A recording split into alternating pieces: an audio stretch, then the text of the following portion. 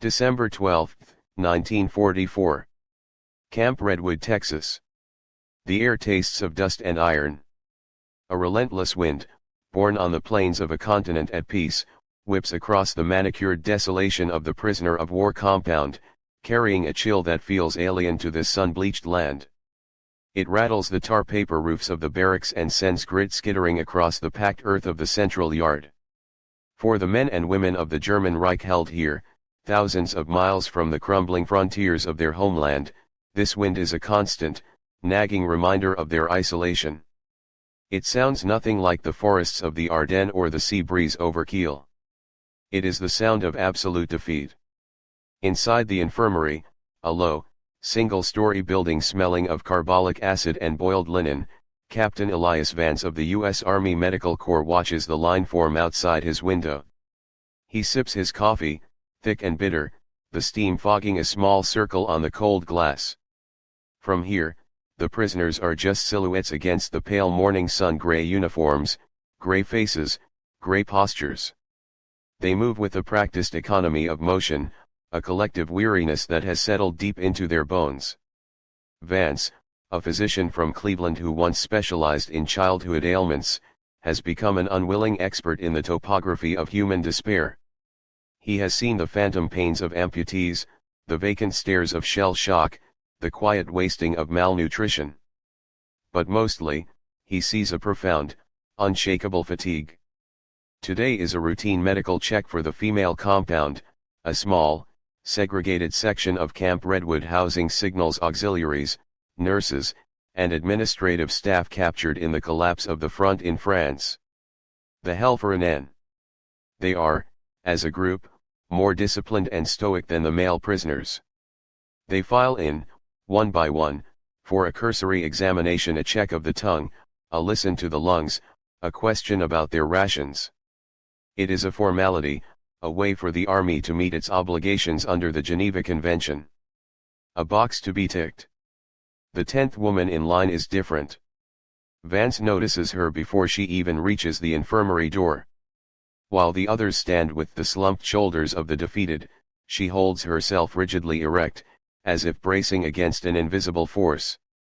Her hands are clenched into tight fists at her sides. Her name, according to the roster held by Sergeant Miller at the door, is Lena Vogel. Age, 24. Former rank, Nachrichtenhelferin. Signals auxiliary. Captured near St. Lo. When her turn comes, she steps inside, and the wind seems to follow her, swirling dust motes in the shafts of light from the high windows. She is pale, her skin stretched taut over sharp cheekbones. Dark circles bruise the delicate skin beneath her eyes, but the eyes themselves are clear and startlingly direct. They are the color of a winter sky, and they fix on a point just over Vance's left shoulder, refusing to meet his gaze. Name, Vance says, his voice flat with routine. Vogel, Lena, she replies. Her voice is low, raspy, with almost no inflection. Any complaints? Illness. Pain. He picks up his stethoscope, its metal disc cold in his palm. She shakes her head once. A sharp, definitive movement. But as she does, you see it? A flicker. A barely perceptible tightening of her jaw, a minute tremor that runs through her shoulders. It's the kind of detail you only notice if you spend your days watching people lie about their own suffering. Vance has seen it 1,000 times. A soldier insisting his leg is fine, just before he collapses from a hidden infection. A pilot claiming his vision is perfect, while the world slowly blurs at the edges. Step forward, Vance instructs, his tone shifting slightly. He motions to the examination stool. Take a seat. She hesitates. For a fraction of a second, her unwavering composure seems to crack. A wave of something fear, agony, sheer defiance washes over her face before being ruthlessly suppressed. She takes a stiff, measured step, then another. The sound of her boots on the linoleum floor is unnaturally loud in the quiet room. Her breath catches, a tiny, hitched sound, almost a sob. Are you all right? Vance asks, stepping around his desk. She doesn't answer. Her focus is entirely internal now, a desperate battle being waged somewhere deep inside her. Her face has gone from pale to ashen. A fine sheen of sweat beads on her upper lip, despite the room's chill. She sways, a slow, terrifying arc, like a building giving way in slow motion. Sergeant Miller, a burly man who has seen his share of fainting spells, takes a step forward to steady her. "Ma'am," Miller says, his hand reaching for her arm. But she is already falling.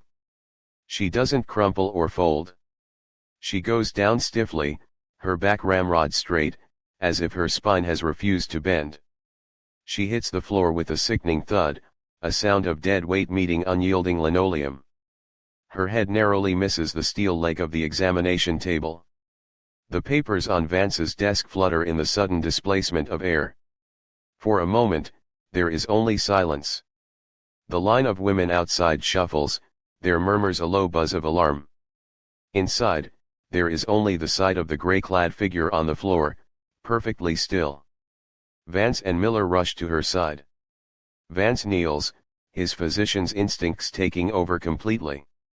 He feels for a pulse in her neck.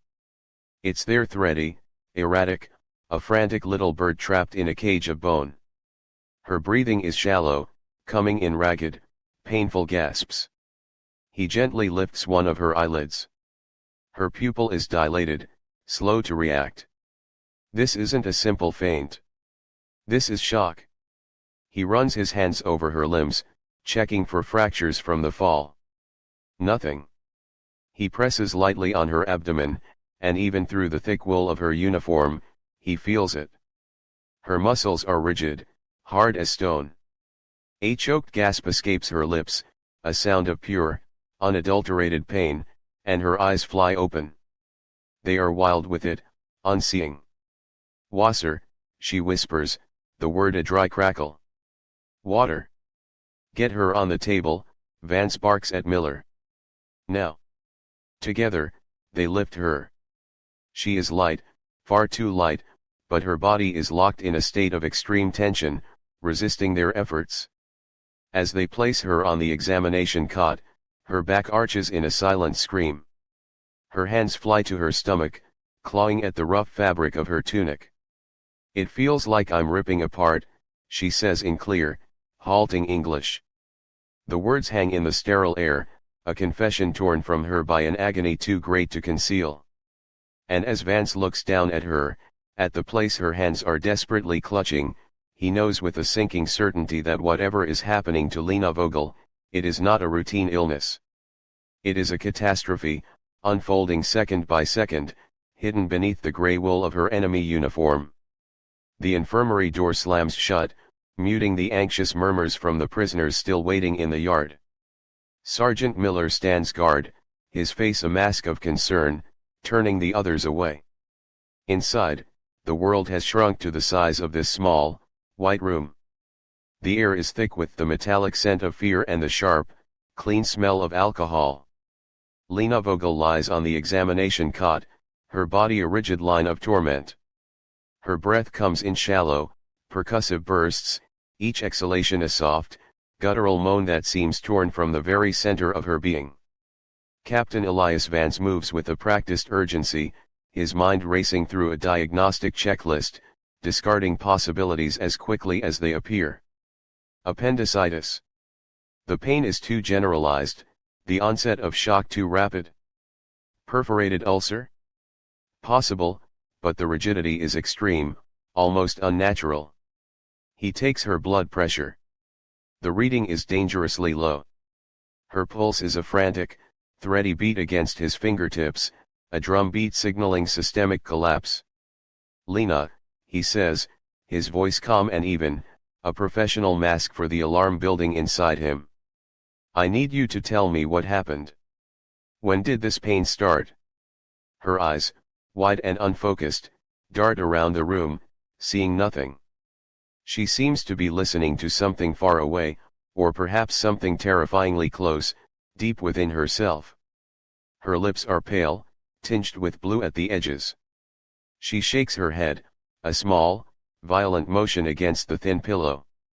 It has always hurt, she whispers, the words fragmented by her ragged breathing. But now it is breaking. What is breaking? Did you fall? Were you injured before you collapsed? Vance presses, trying to find a foothold in the landslide of her symptoms. He needs a history, a starting point, anything to guide him through the fog. Again, she shakes her head. A tear escapes the corner of her eye and traces a clean path through the grime on her temple. She is not cooperating, she is drowning. The wall between a doctor and his patient is always formidable, built of fear and ignorance. But here, it is a fortress. She is the enemy, a prisoner. He is the captor, the authority. The language barrier is a moat, and the years of war, a chasm. Her silence is not just stoicism, it is a deeply ingrained reflex, the product of a world where revealing weakness could be a death sentence. Vance turns to the corporal assisting him, a young medic named Peters. Get a line in her. Normal saline, wide open. And draw blood for a type and cross. We might need it. Peters, barely out of his teens, nods and moves to prepare and for, his hands surprisingly steady. Vance turns back to his patient. He needs to examine her abdomen, but the uniform is in the way. It's a standard issue Helferin tunic and trousers, made of coarse, durable wool, a gray barrier between him and the truth. Camp regulations are clear. A female nurse must be present for any physical examination of a female prisoner. It's a rule born of propriety and the cold legalities of the Geneva Convention. Peters, go get Nurse Thompson from the main ward, Vance orders. Tell her it's an emergency. But he knows it will take time. The main ward is a quarter-mile away, on the other side of the sprawling camp. Time is a luxury Lena Vogel does not have. You can see it in the creeping cyanosis of her fingertips, in the way her consciousness seems to be receding like a tide. He places his stethoscope on her chest, over the tunic, listening to her heart. The sound is frantic and muffled. He moves it lower, to her abdomen. He hears nothing. No bowel sounds. A silent abdomen is a terrifying sign. It means the intricate machinery inside has ground to a halt. It means peritonitis. Catastrophe. He looks at her face again. Her eyes are closed now, her brow furrowed in concentration, as if she is focusing all her remaining energy on simply enduring. He notices a faint, yellowish discoloration on the skin of her neck, just above the collar of her tunic. Jaundice. Her liver is failing. Whatever is happening, it is systemic, and it is happening fast. He makes a decision. Protocol be damned. He can't wait for Nurse Thompson. He can't wait for permission. He is a doctor, and a human being is dying in front of him. That is the only rule that matters now. Give me the trauma shears, he says to Peters, who has just finished inserting the 4 into the back of her hand. Peters hesitates, his eyes wide. Sir? Without Nurse Thompson. Major Sterling will. Now, Corporal, Vance cuts him off, his voice sharp as steel.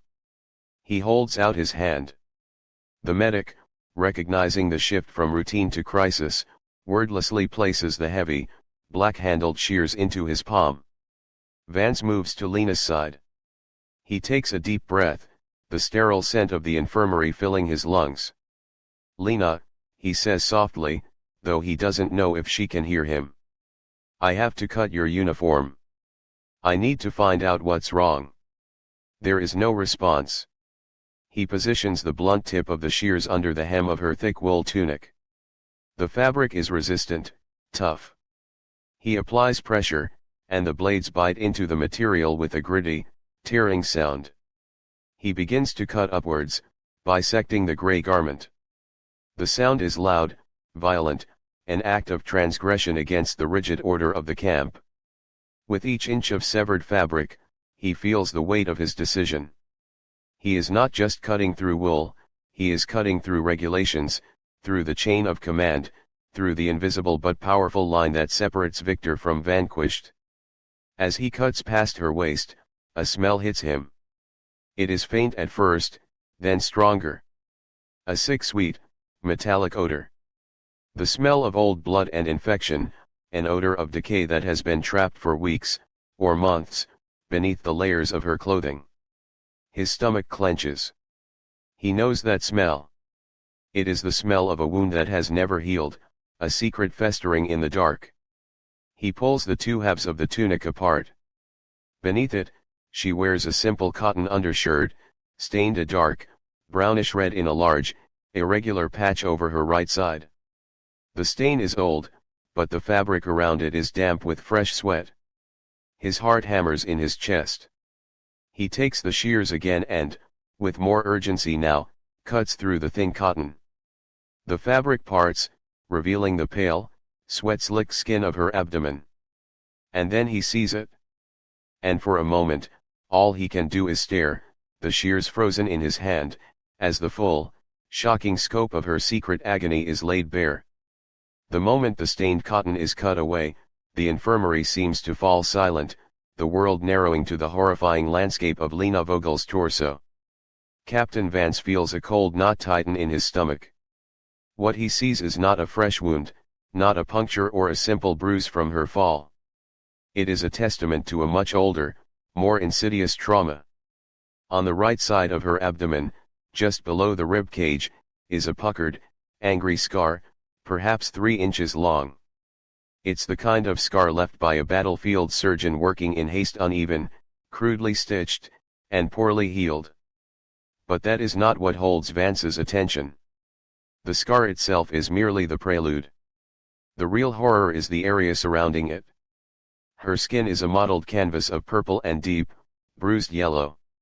It is distended, stretched unnaturally tight over a firm, palpable mass beneath. The entire right side of her belly is swollen, asymmetrical, as if something inside is pushing its way out. The skin is hot to the touch, radiating a feverish heat that speaks of a raging, deep-seated infection. This is not an injury from weeks ago. This is something she has carried for months. A piece of the war she had smuggled all the way from the hedgerows of Normandy to the dusty plains of Texas. My God, Corporal Peters breathes, his face pale. Vance ignores him. He gently prods the edge of the swollen area. Lena lets out a sharp, involuntary cry, a sound of such profound agony that it seems to rip through the room. Her body arches off the cot again, a reflexive, futile attempt to escape a pain that is coming from within. Vance immediately withdraws his hand. Her reaction tells him everything he needs to know.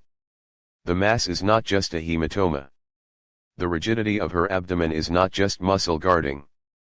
He is looking at a massive, walled-off abscess, a pocket of infection and fluid that has been growing, simmering, for an unimaginable length of time. And her collapse, the shock, the jaundice, it means that pocket has finally ruptured. Sepsis is flooding her system. She is not dying. She is being poisoned from the inside out. How could she have hidden this? Peters whispers, his voice filled with a mixture of awe and horror. Through processing, the deluging, all of it? Vance shakes his head, his mind working furiously. She must have kept her side turned away. Said the pain was just a bruise, a muscle strain. She endured it? He looks at Lena's face, now slick with sweat, her features contorted. The stoicism he had mistaken for defiance was something else entirely, a feat of human endurance so extreme it bordered on the sublime. She had walked, worked, eaten, and slept with this ticking bomb inside her, wrapping her agony in a cloak of silence, treating it as just another part of the relentless hardship of her existence. To complain was to show weakness. To show weakness was to surrender another part of herself. He presses gently again, this time on the opposite, uninjured side of her abdomen, trying to gauge the extent of the peritonitis. The muscles there are just as rigid. The infection is not contained. It's everywhere. He thinks back to the scar. A crude field dressing, probably. A hurried surgery to remove a piece of shrapnel, perhaps leaving a fragment behind. Or maybe no surgery at all. Maybe the wound was simply cleaned and stitched closed, trapping debris deep inside her. A tiny piece of metal, a sliver of uniform cloth, a speck of French soil, any of it could be the seed of this catastrophic infection. You try to imagine it. The constant, grinding pain, a hot coal pressed against your side, day after day. The fevers that must have racked her in the night, dismissed as a simple flu. The gradual swelling she would have tried to hide with loose clothing. The sheer force of will it would take to stand in a line, to perform manual labor, to present a facade of health while your body was slowly, inexorably destroying itself. "Sir, what is it?" Peters asks, pulling Vance from his thoughts. "A ruptured intra-abdominal abscess. Massive peritonitis," Vance says, the clinical terms feeling woefully inadequate to describe the chaos unfolding within the woman on the table. "She's septic. We're losing her." Just then, the infirmary door opens, and Major Sterling, the camp commandant, strides in, followed by a flustered Nurse Thompson. Sterling is a tall, imposing man with a neatly trimmed mustache and a gaze that seems to take in every detail with cold, administrative appraisal. He is a man of rules and regulations, and his camp runs on a clockwork of his own design. His eyes land on the scene: the prisoner on the cot, her uniform cut open, Vance and Peters hovering over her. His lips thin into a hard line. "Captain Vance," Sterling begins, his voice dangerously low. "What is the meaning of this? You were to wait for the nurse." "There was no time, Major," Vance replies without looking up. He is palpating Lena's neck, feeling for swollen lymph nodes. The prisoner was in hypovolemic shock. She still is. The prisoner has a name, and this camp has procedures, Sterling snaps, stepping closer. He peers at Lena's exposed torso, and his expression shifts from anger to distaste. "What is that?" "The result of a battlefield injury that was never properly treated," Vance explains, his tone clipped. "It's ruptured. She's bleeding internally and has a systemic infection that is shutting down her organs. If I don't operate right now, within the hour she will be dead." The word "operate" hangs in the air. This infirmary is equipped for setting bones, stitching lacerations, and dispensing aspirin. It is a clinic, not a hospital. It has a small supply of surgical tools, a single examination table, and an autoclave for sterilization. It is not an operating theater. Major Sterling stares at Vance, then at Lena, then back at Vance. The calculus is visible on his face. He is weighing the life of one German signals auxiliary against the immense logistical and administrative headache of an emergency surgery inside his camp. The paperwork. The security risks. The potential for failure. "That's impossible," Sterling says flatly. "We can't perform that kind of procedure here. We can try to stabilize her and arrange a transfer to the base hospital at Fort Sam, Houston." "Sir, Fort Sam is 4 hours away," Vance counters, finally turning to face his commanding officer, his eyes blazing with an intensity Sterling has never seen before. "She doesn't have 4 hours. She barely has one. Look at her." He gestures to Lena's ashen face, the blue tinge of her lips. "Her body is in a state of cascading failure. By the time we got an ambulance here and made the drive, we'd be transporting a corpse." Sterling is silent, his jaw tight. The logic is inescapable, but it runs contrary to every instinct he has as a camp commander. This is an enemy combatant. The resources, the risk, it is an extraordinary measure for a person who, just months ago, was part of a machine dedicated to killing American soldiers.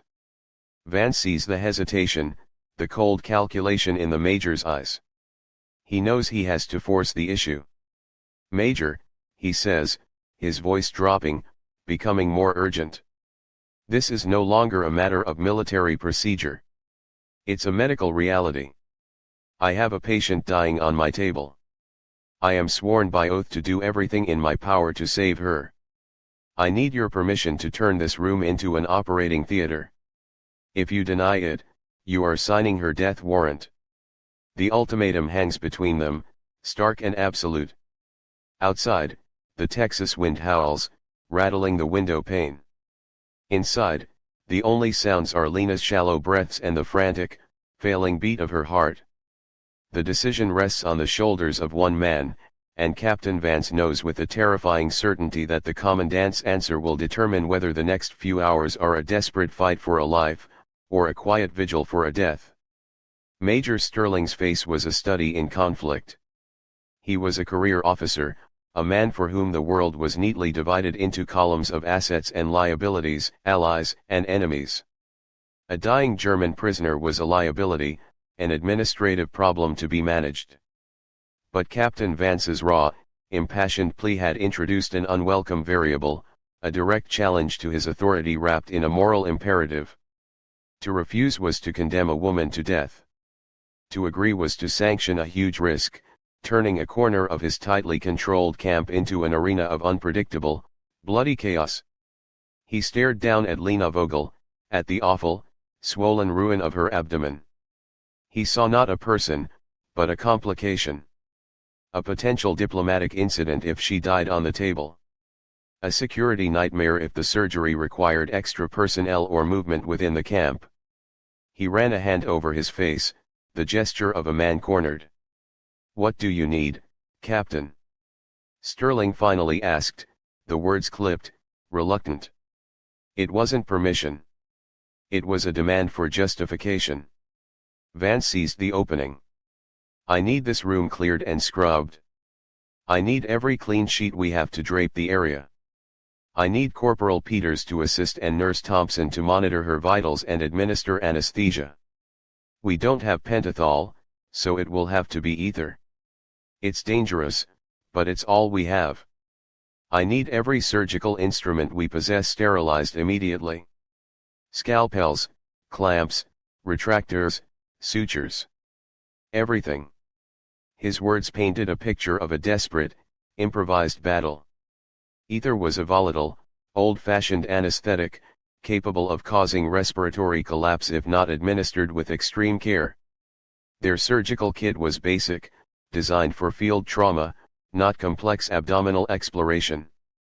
They would be operating under the harsh glare of a few overhead bulbs, not the focused, shadowless light of a proper surgical lamp. Sterling looked at Nurse Thompson, a stern, capable woman in her late 40s. "Can this be done, nurse?" She met his gaze without flinching. "The captain is right, sir. The prisoner is in septic shock. Her only chance is immediate surgical intervention. The conditions are, less than ideal. But it is possible." Her voice was steady, professional. She had seen worse on a hospital ship off the coast of Italy. The commandant paced the small room, his boots echoing on the linoleum. He was fighting a war on two fronts, one against the enemy he was tasked with imprisoning, and another against the chaos that constantly threatened the rigid order of his command. "The risk," he muttered, more to himself than to anyone else. "If she dies, the report will." "If she dies because we did nothing," Vance interrupted, his voice cutting through the major's deliberations, "the report will be much worse. It will say we let a prisoner perish from a treatable condition. It will be a mark against this camp. A mark against you, Major." It was a calculated gamble, reframing the situation not as a medical crisis, but as a matter of command responsibility and reputation. He was speaking Sterling's language. The major stopped pacing. He looked from Vance's determined face to the unconscious woman on the cot. The faint, sweet, cloying smell of the brewing infection seemed to fill the room, a tangible presence of the death that was closing in. You can almost feel the weight on his shoulders. This is the kind of decision that is never mentioned in officer training school. It's a choice made in a gray zone, far from the clear-cut morality of the battlefield. Saving an enemy's life. risking American resources to do it? Very well, Captain, Sterling said at last, his voice tight with resignation. You have 1 hour to prepare. I will post 2 guards at the door. No one enters or leaves without my express permission. All other infirmary functions are suspended. He turned to Nurse Thompson. You will assist him. Corporal, you will follow the captain's orders to the letter. He paused, his gaze fixing on Vance with cold intensity. But know this, Captain. If this goes wrong, the responsibility will be yours and yours alone. I will make that clear in my report. He didn't wait for a reply. He turned on his heel and strode out of the room, leaving behind a silence charged with grim purpose. The moment the door closed, the room exploded into a frenzy of controlled activity. Peters, get the autoclave running. Vance commanded. Every cutting instrument, every clamp we have. Thompson, let's get her prepped. We need to shave and sterilize the entire area. I need a wide field. While Peters rushed to the small sterilization unit, Vance and Thompson worked on their patient. They removed what was left of her tattered uniform and undergarments, their movements swift and impersonal. Her body was frail, her ribs starkly visible beneath her skin, a map of malnutrition and long suffering. They covered her with a clean sheet, preserving what little dignity she had left. Nurse Thompson began the delicate process of administering the ether. She held a gauze-covered mask over Lena's nose and mouth, dripping the volatile liquid onto it, drop by careful drop. The sickly sweet smell of the anesthetic soon overpowered the other odors in the room. Vance watched Lena's breathing, waiting for the shallow, ragged gasps to deepen and even out, for her body to finally release its rigid grip on consciousness and pain. Meanwhile, he was scrubbing his hands and forearms raw with a stiff bristled brush and carbolic soap, working his way from fingertips to elbows in a ritual he had performed 1,000 times. But never like this. Never with the knowledge that his own 2 hands, a handful of basic tools, and a bottle of ether were all that stood between a young woman and a gruesome, septic death. He could feel the pressure building, a physical weight in his chest. Major Sterling's warning echoed in his mind. The responsibility will be yours alone. Peters returned with a steel tray of sterilized instruments, the metal still hot, gleaming under the bare light bulb. He arranged them with painstaking care on a cloth-draped side table. Scalpels, hemostats, forceps, retractors, needles, and suture thread. It looked like a pitifully small arsenal for the war he was about to wage. She's under, Doctor, Nurse Thompson said, her voice muffled by her mask. Vance moved to the table. He took a deep breath, the ether sharp in his nostrils. He looked down at the swollen, discolored expanse of Lena's abdomen, now painted with the orange-brown of iodine antiseptic. The target. He picked up the scalpel. The steel felt cold and heavy in his gloved hand. For a moment, he paused, his eyes on the woman's still face. Her identity as a German, as the enemy, had evaporated. She was simply a patient, a life held in a fragile balance. He lowered the blade until its tip just touched the skin above the angry, puckered scar. There was no turning back now. The choice had been made. The consequences, whatever they were, would have to wait. With a steady hand, he pressed down, breaking the skin. The first incision. The irrevocable start of the longest night of his life. The first touch of the scalpel is the quietest moment. It is the instant before the storm, when the world holds its breath. Then, the incision widens, and the body's hidden trauma spills forth. A wave of thin, foul-smelling, brownish fluid erupts from the opening, flowing over the sterile drapes in a sickening tide. The stench fills the small room, a smell of decay and rampant infection that makes even the seasoned Nurse Thompson flinch.